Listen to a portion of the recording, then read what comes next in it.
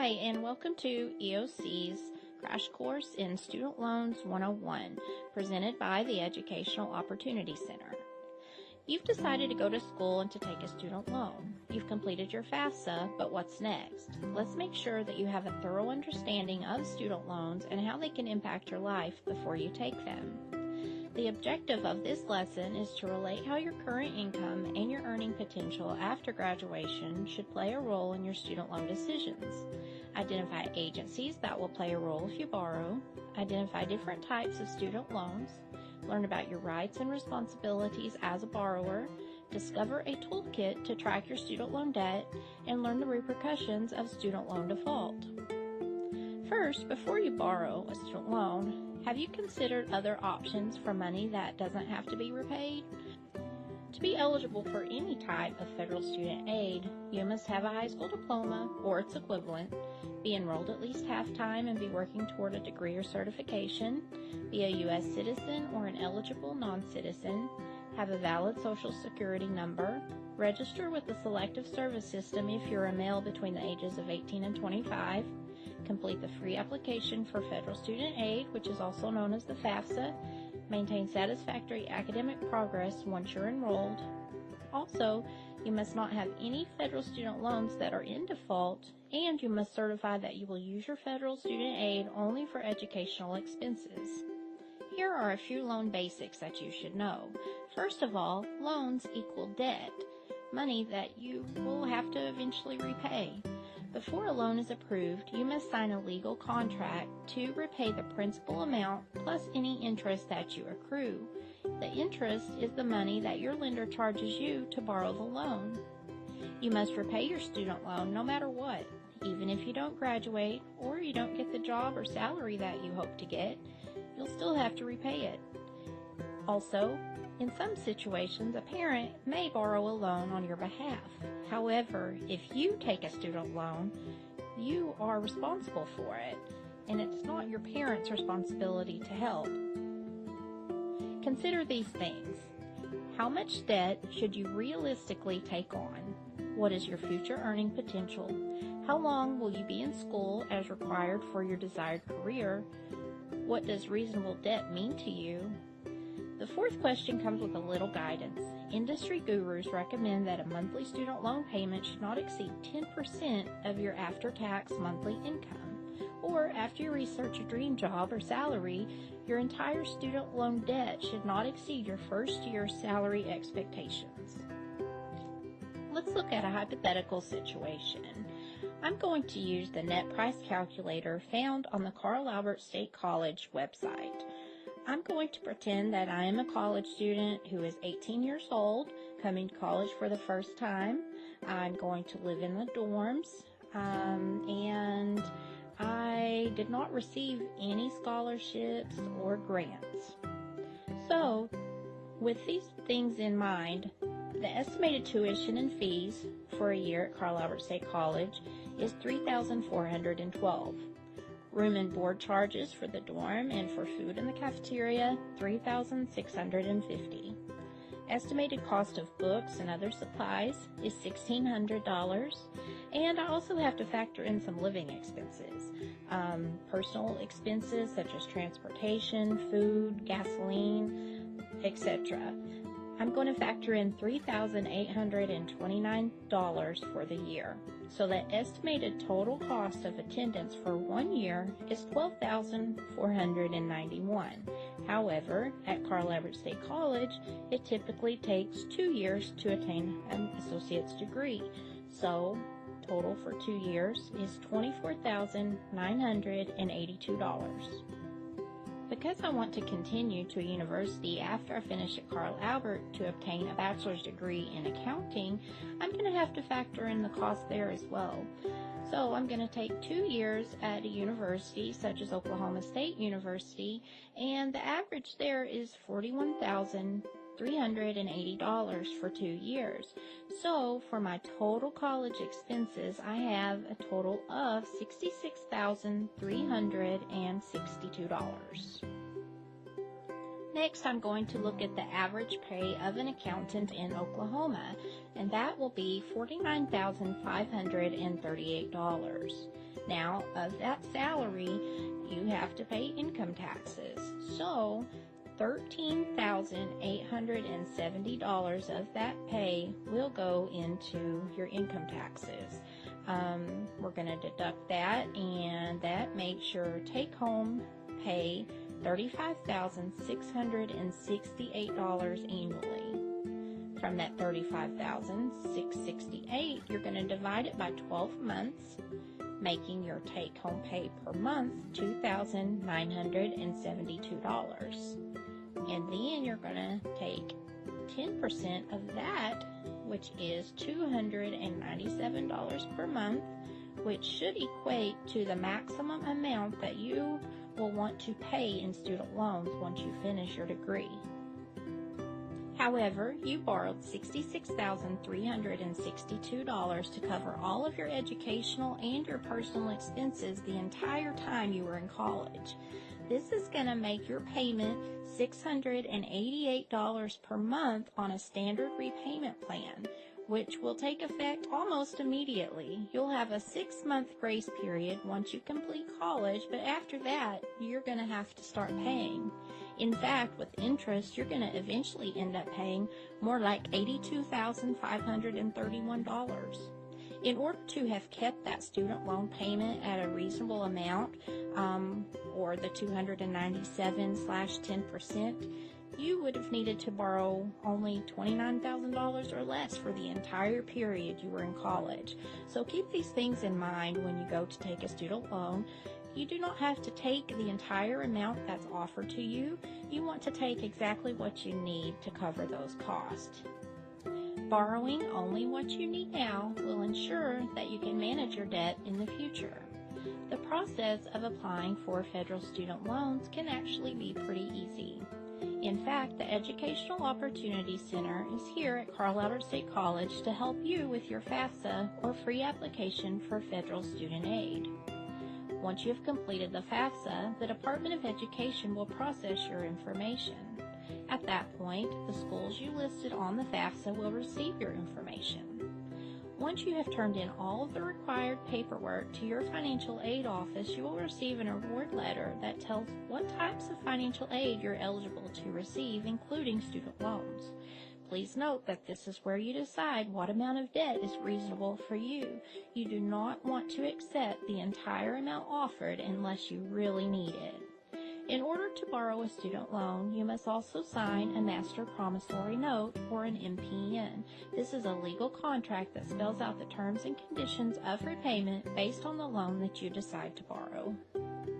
We're going to talk about two different types of student loans, the first being the subsidized Stafford loan and the second, the unsubsidized Stafford loan. The subsidized Stafford loan is based on financial need. The government pays the interest on this loan while you're in school at least half time, during your grace period, and during any periods of deferment. You can borrow up to a lifetime maximum of $23,000 in a subsidized loan. You can borrow up to $3,500 in your first year, up to $4,500 in your second year, and up to $5,000 in your third year and beyond. Repayment on this loan begins 6 months after your graduation date, or if you drop below half-time enrollment. An unsubsidized loan differs because it is not based on a financial need. However, the interest will accrue while you are in school, during your grace periods, and during periods of deferment. Interest may be deferred while you're in school and during your grace period, or you can pay it as it accrues. Interest is capitalized at repayment, which means it will be added to the outstanding principal balance.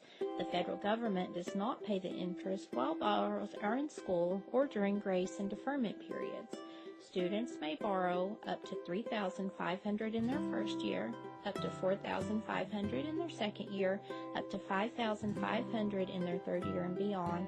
Repayment begins 6 months after graduation, or if you drop below half-time enrollment.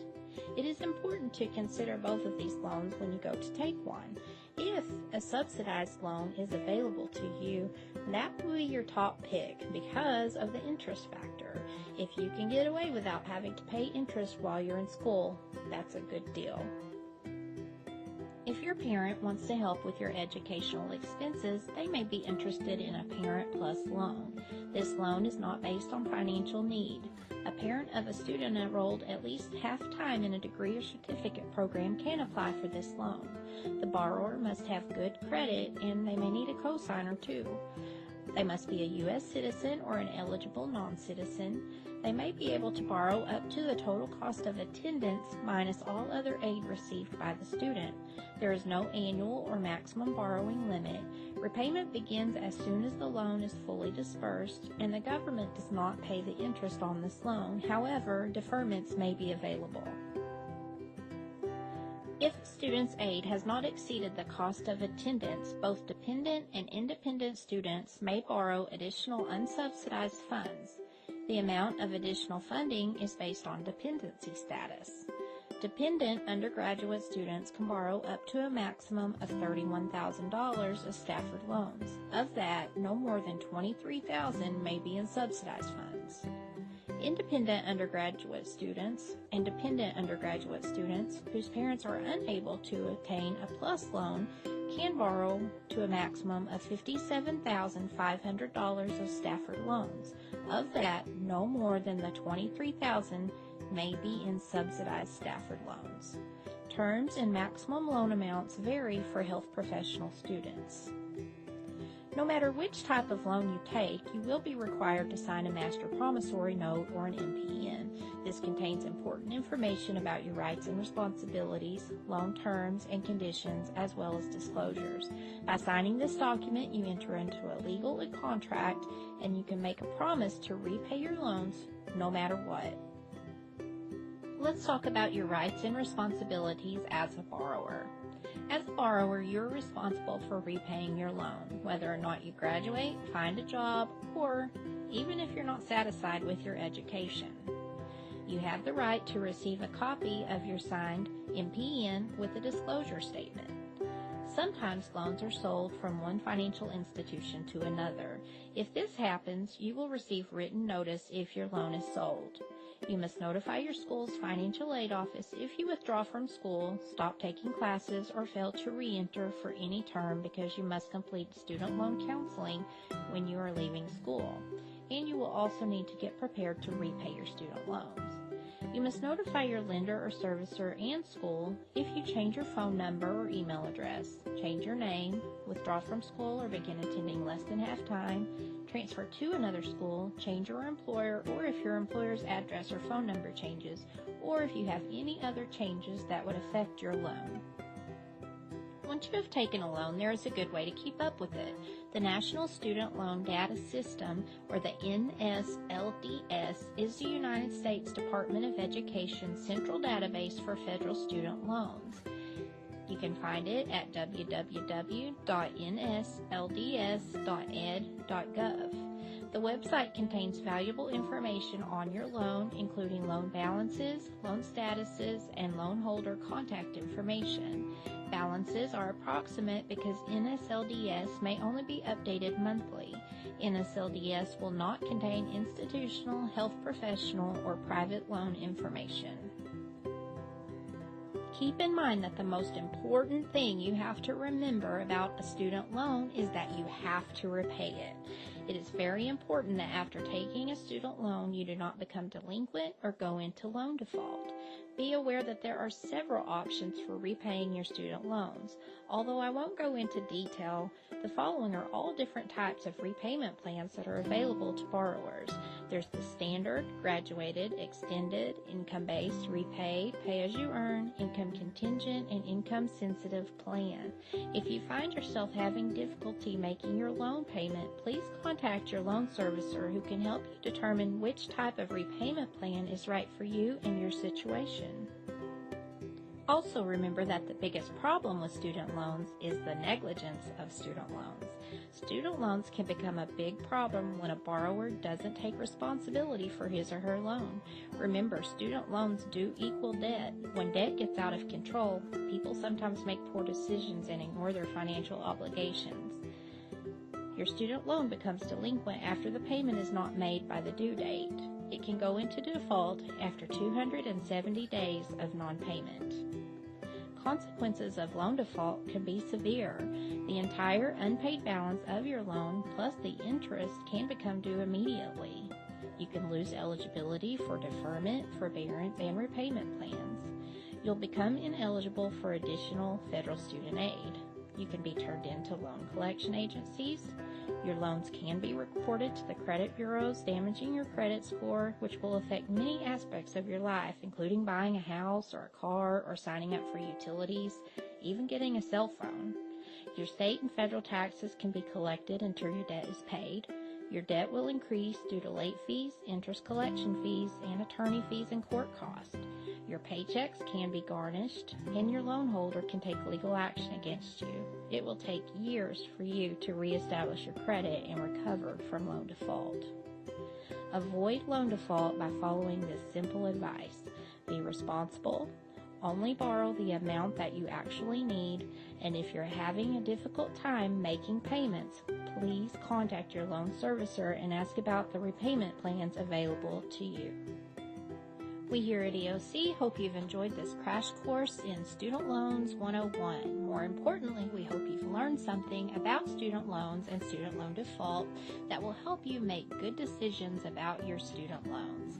We'll see you around campus.